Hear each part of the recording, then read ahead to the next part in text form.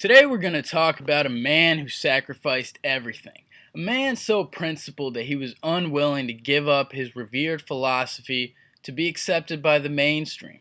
Many would say that he is a martyr in contemporary politics, but I'd even go further than that and say that he is also a fearless revolutionary leader.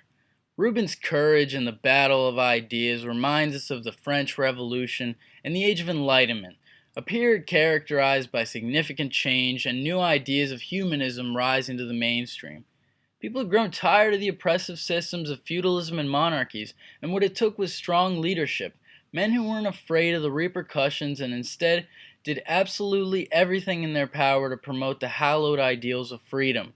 The Enlightenment era pushed towards having societies based on liberty and equality for all men, regardless of status, and it's hard not to be reminded of the current oppressive nature rising in the West when looking back at this era.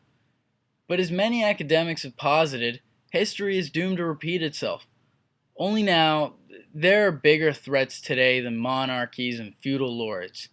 It is a much, much more evil force that we are dealing with. Whereas back then the monarchy targeted the lower class masses to take advantage of, nowadays it is the media that has set a clear agenda to marginalize another entire group of people they have deemed as enemies.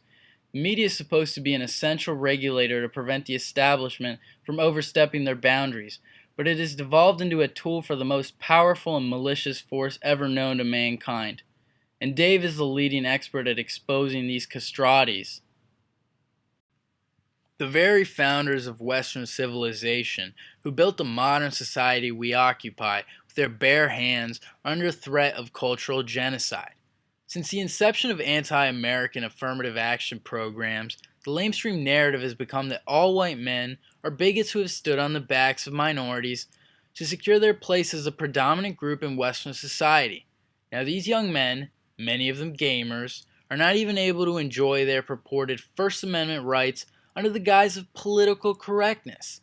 The majority of them have rolled over and turned into self-loathing soy boys who have been indoctrinated into believing in identity politics and that they are somehow inherently evil. However, luckily there are a few brave dissidents who refuse to get cucked by the Democratic establishment. Despite its efforts to silence them, they have persisted and will never stop searching for alternative ways to push their message of defending the Holy Constitution. Dave is one of the most prominent voices in the revolution of ideas, and he gave up a promising stand-up comedy career to get involved in the ruthless world of political discourse.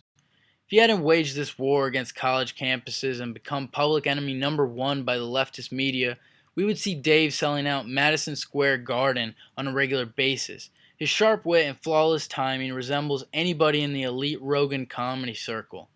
But Dave, he was different. He wanted to make a real impact on the world. When he started the Rubin Report, he was unique in that he was not afraid to have guests from any political positions. It's easy to attach yourself to power and regurgitate their talking points while acting as if you were objective. What is hard to do is to stand up to the evils of society that want to strip away our most basic freedoms and accept that they're going to do everything in their power to destroy your livelihood. Dave consistently had people from opposite sides of the spectrum, all the way from people like David Frum to Mike Cernovich. But every single person that goes on his show is inevitably intimidated by his intellect, and they are forced to show him the utmost respect. Yeah. Great man. Yeah. Great man. Oh, he's got a phone. There you Now go. let me show the Yeah, audience show the us this phone. This This old. is Samsung makes it. I visited that company in Korea. Yeah. Samsung And it's ringing right now. it is. That's it. Hello? Hey, Cannon, where are In every interview, Dave invokes a Socratic method and challenges his guests on any inconsistencies or outlandish positions. To Dave, you could be a fascist for all he cares, as long as you're civil. Just don't dye your hair a crazy color, don't identify as gender fluid, and don't be an unreasonable commie. Then his doors are open. Unfortunately, this exact type of person described is representative of the modern Democratic Party and is by definition uncivil. And that's how dire things have gotten. There are very few public figures who are not afraid of evaluating ideas from an objective lens and don't call anybody who disagrees with them a Nazi. Among them is the infamous Death Squad network, who take after the founding fathers by being modern philosophers who promote the most integral American ideals. They are one of the few public figures who are able to dialogue with a person of Dave's status. After being on JRE a few times, Dave decided to go on the more intellectually rigorous The Fighter and the Kid, in a podcast that will leave anybody who calls himself a free thinker inspired. As a former avid listener of the intellectual dark web, I felt obligated to put a pause on everything else and take a look at this podcast of cerebral titans. I mean, Dave and Brendan in the same room. That's like Zizek and Peterson, Vidal and Buckley. Only, these two are at the highest level of advanced thinking, and thus they agree on almost everything. Oh wait, I also forgot to mention the guy who played the Persian dude and who ran the chapel in The Hangover is in the podcast too. Honestly, I really don't know anything other than that about him. We're both fans of Dave Rubin. Yeah, I'm a big fan. Smart guy. Yeah. Yeah, not bad. You do a lot of stand-up, right? Oh, yeah. And Yeah. you tour? Well, not much right now, but... Are you touring at all? You're not doing anything? So it's funny. I did the 12 years of like the struggling stand-up life. But we can't figure out how to take C. Very bizarre. You It take really the is. fight to the college campuses, which I Oh love. yeah. Nancy freaking Pelosi. She's my fridge right now. I'm sure like you guys. I got basically chicken and beef in there. That's it. That's why you're so shredded? I went. We are watching WWE skits in front of us and pretending it's real. Have And you why, done why, CNN? why don't people get it? No, So I'm on a book tour right now. I have done every freaking podcast you can think of. I've been on every Fox show repeatedly. I would go on every single CNN show. Here, I'm saying it again. I have not gotten one invite, not one invite from MSNBC. They're just afraid of you. They just My own love the title of your book. Don't Yeah, burn thanks, this book. Thanks. Fucking great. Yeah, I did a bunch of same. You're making the I same love the arguments. title. I love the yeah. title. Yeah, the title. Well, you know what's funny about the title? Well, whoever that is, I'm just glad he's given Dave the respect he deserves. I guess it is true that Schwab wouldn't just pick a dullard to podcast with. He needs somebody who can keep up with his fast comedic pace and contribute to the top-tier riffing that goes on the show. Of course, it goes without saying that Brandon leads the way. It may look easy to them, but the riffing they engage in is like a championship Metamoris match between two BJJ wizards. Let's keep going. Hey, is it cool if I just sock you in the dick in the middle of the show just so the fans have some fun? Boo! And I'll So go. the fans I'll go like this. So and the I go- fans like, there's Fighter and the Kid. and I go.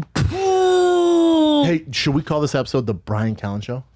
See? Those are two comedians who are just in sync. Our boy Bronson isn't holding back. You could tell this episode is going to be a beast of a cast. Look at this. It's my second fist bump of the day. What's up, brother? I'll fucking lick your face. How you doing, Not man? necessary. The great Dave Rubin, ladies and gentlemen. We know all the same people. We know all the same people. We do know God, all you got the a same set of hair on people. you, man. The great Dave Rubin, everybody.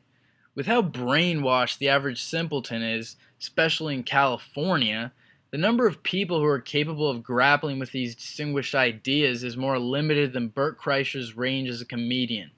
The only place in the world that is making any progress in the refined development of ideas is concentrated in the LA podcasting scene. It's like a new renaissance. Everywhere else you only find virtue-signaling SJWs who want to destroy the West and what we have built. I don't even know that I'm doing anything that interesting, except that we live in a very fucked up time and a little common sense, apparently. Is it common sense, though? Because I feel like we need people like you who are well-spoken to kind of lay it out for people like me. Yeah, that still makes it common sense. The only thing holding Dave back is his humility. Brendan is right. He has a distinctive talent in conveying his sui generis notions on life. These conceptions may seem obvious for somebody at his worldly cognitive level, but for the average bloke, it's hard to comprehend how sacred the Constitution is, especially with the media's agenda of the oppression Olympics. Brendan may be Rogan's protege as the sensei of funny, but Dave is the next Locke. He's one of the supreme leaders of the intellectual dark web, and you don't get there by being a charlatan hack. It's a world-renowned secret society of free speech scholars. Think of all the secret Ivy League societies, minus all the gay sex. Yeah, when you say something that makes sense, if people don't agree with it, they get so upset. Oh, you just want more people to die. Well, no, I don't want anybody to die, but people are going to die regardless. Is he wrong? It's really not complicated, and people would still die. What's next? Closing down the economy during a severe natural disaster? During a nuclear war? Come on, guys, let's be realistic. We all want the Thick Boy bike tour to still happen. I haven't been at the store in what feels like ages now. I need to see these assassins display their craft. Nothing is more essential than to be able to hear Joey Diaz yell "cocksucker" on stage. Anybody at risk from the crisis just does not matter. I know Brenda can't say it, but we all know it. I'd rather laugh and enjoy myself at Bronson's set than to save a few extra civilian lives who really don't do anything for anybody. The only respectable senior citizen comedian was George Carlton. So let's say you like Jerry Seinfeld, right? Well, who inspired Jerry Seinfeld? That's going to explain all about Jerry Seinfeld. Well, who inspired, let's say, George Carlton? If he's a George Carlton. Carlton. Let's say, who inspired him? George Carlin. Carlin. And he passed more than a decade ago already. Comedians are the providers of joy and relief in our society. And if that isn't an essential business, then I really don't know what is. Despite the fact that I love constantly hearing about how much the haters suck and the ins and outs of the comedy industry on each of their 300 different podcasts every other day, I'm going to have to commit a mass shooting if that's what it takes to get the machine back on stage. For a while, the California economy was doing really well right before this. Yeah. We're crushing It seems like a crazy gamble to keep us shut down this long. Why are they doing this? So it depends how far down the rabbit hole you want to go. Let's go. Well, Bring it, dude. yeah. I mean, That's why you're here. So look. There's it's like we crushed the curve. Nobody's sick. The idea that we really shouldn't be Hospitals doing are this right basically now. empty. Hospitals are empty.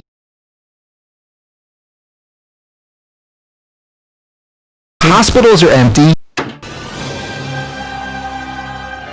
They genuinely want to destroy the economy so that Trump loses. Like How insane is that? I don't think What it's a- that crazy. They threw everything at Trump. Russia, Ukraine, this, that, the other thing. Am I the only one who thinks Dave is onto something?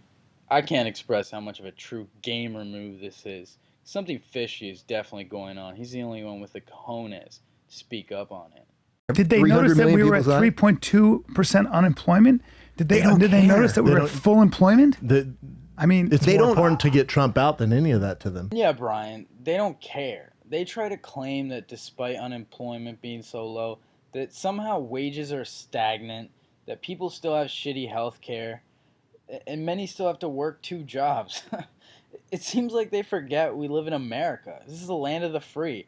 How dumb does the libcuck media think we are?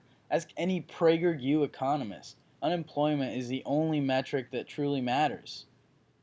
The truth is that people are just complacent. We live in the freest place ever right now, right? Like we have no idea. None of the three of us have any clue what real oppression is, what real having to fight authority is.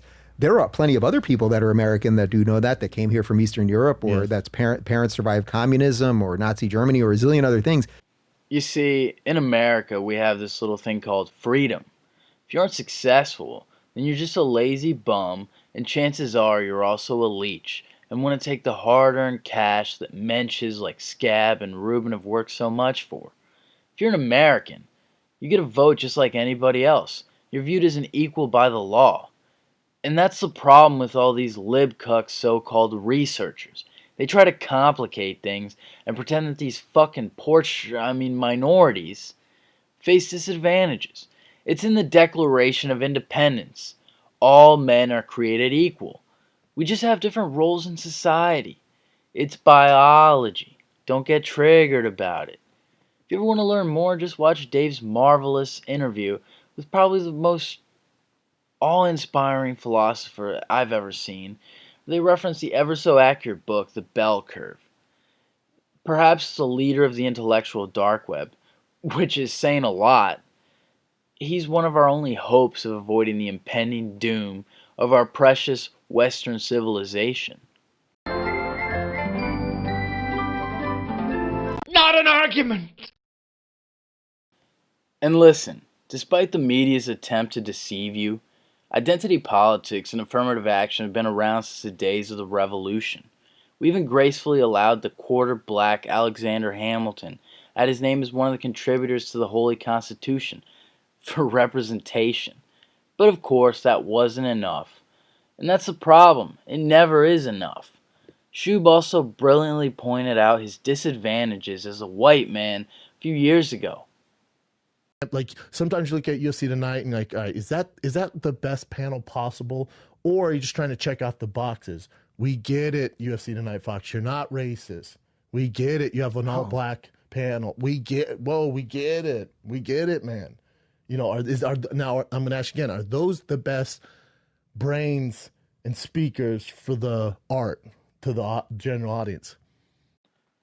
Maybe if they pulled themselves up by the bootstraps and stopped being criminals, then they could go to community college, become a clerk or something. If anything, it's the high pedigree thinkers who are being persecuted. I cannot overstate how much the LA podcasting community is being attacked. Such a grave situation that I'm praying for them on a daily basis. Posting your rationally motivated podcasts on YouTube nowadays is the modern version of wearing a Star of David badge. But the stay and fight thing, it's the like... thing in me is the stay and fight, and it has to go with guys like you and Rogan and Jordan Peterson, the smarter minds, translating it to the masses. California has turned into a toxic wasteland, with all the celebrities preaching about social justice and climate change. Like, just shut your prepubescent, cum-filled mouths already and leave it to the podcasters to talk about these issues. You're just an actor who reads a script. Branson is an ad-lib maestro. He's so against reading scripts that he never learned how to read. These people talk to millions every week, and they're responsible for informing all of their fans. It's a huge responsibility. You think they take this lightly? We're talking about the IDW right here. These aren't amateurs. Listen, they bent the knee. They bent the knee. I've been on Fox News basically every day for the last 3 weeks, railing against Newsom by name, railing against Garcetti.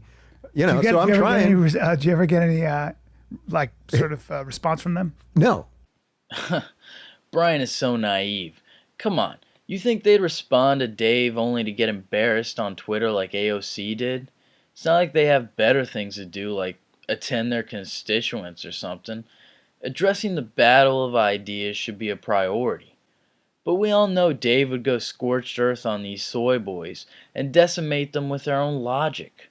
They know better at this point. Cautious guy. Like he's you don't get in that business without being a very cautious person. Well, to give that scale of what was it, 200 million going to die, and then 60,000 died. 2 million, the only reason that didn't happen is because we went into quarantine. Of course. Okay, but then in court, but how about Sweden and these other states? But how? COVID's not that deadly. How about that? It's not that deadly. It's as simple as that, and that really should be the end of the discussion. Even if it was, at some point you gotta go out and live your life, as they said. What do these disgusting geriatric goblins do for the economy, other than leech Medicare? Exactly. Let's move on to something more important. The unparalleled mind of Dr. Jordan Peterson. How is it opening for Jordan Peterson? What kind of crowd is that? Because you're not doing are you doing open it with stand up, or it's different? It's mostly crowd work, and I drop some funny references about him, and he sounds like Kermit the Frog, and he talks about lobsters a lot of insider Jordan stuff.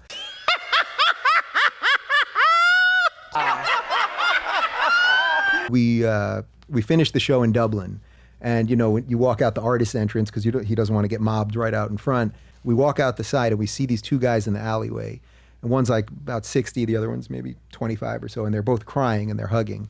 They kind of run up to us, and it turns out that it's a father and son who had a falling out 5 years before, had not seen each other in 5 years. They both bought the book. Oh, wow. Then both ended up at the show, saw each other. Come on. And made amends that night. Tell us the story. Now, Jordan starts crying. His wife she starts crying. The tour manager, John, starts crying. I start crying. I mean, it was like you can't make something more real.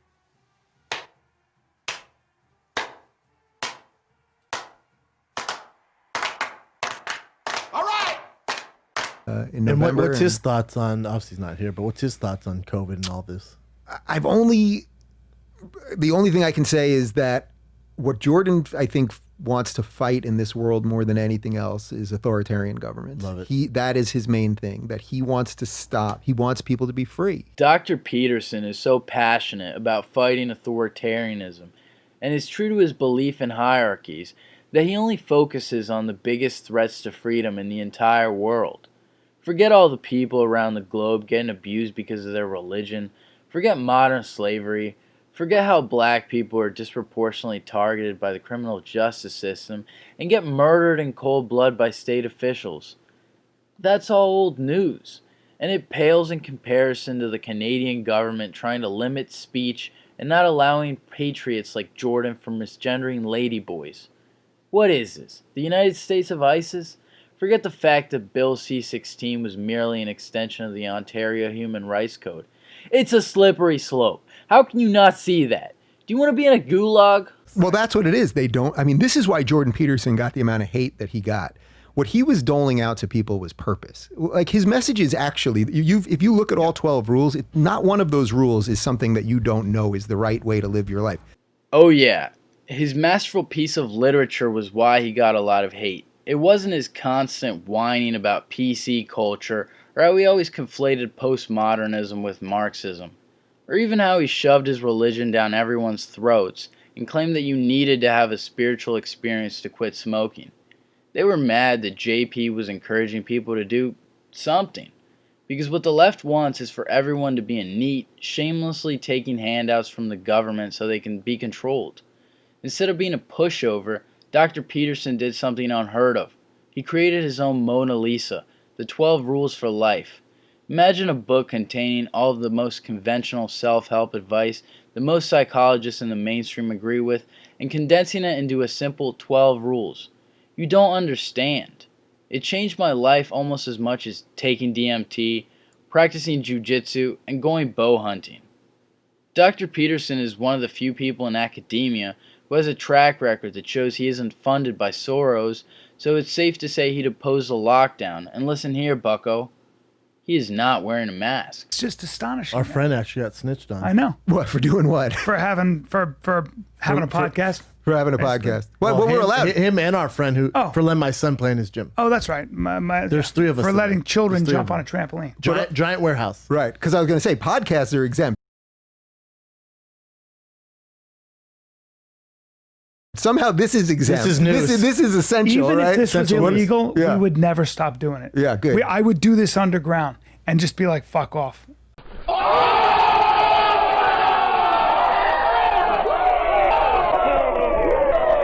You thinking what I'm thinking, partner? Aim for the bushes.